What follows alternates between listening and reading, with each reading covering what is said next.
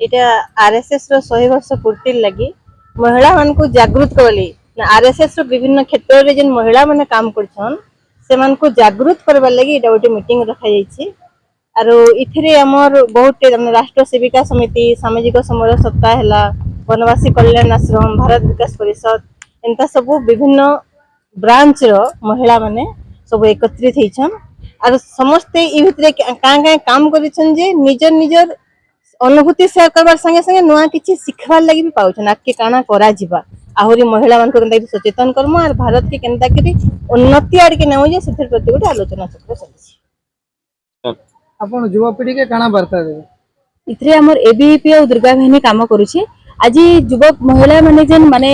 पथगामी होचन तो समन्वय करबार गोटे उद्देश्य होची जे आज महिला माने लव जिहाद रे नै पडुन युवपीढ़ी किसी माने संस्कार आसु तांकर मन भितरे जे से माने जी भी जहा भी माने किसी कथा हेले भी से माने तांकर पथगामी नै पथ के अनुसरण करिकरी भल माने सनातनी धर्म के बचाई करी आजिकल महिला माने रहन बोली करी ये महिला समन्वय आज सोनपुर जिल्ला रे इतर बैठक चली छै। समस्ती को मो श्रीमती तनुजा काली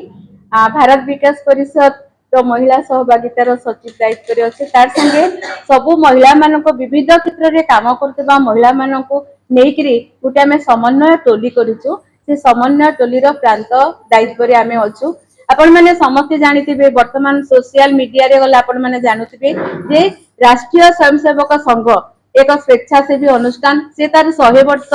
संघर यात्रा पूर्ति करिछि 1925 रु 2025 100 वर्षर यात्रा पूर्ति करिछि एवं राष्ट्रीय स्वयंसेवक संघ केवल पुरुष मानक पाई नुहे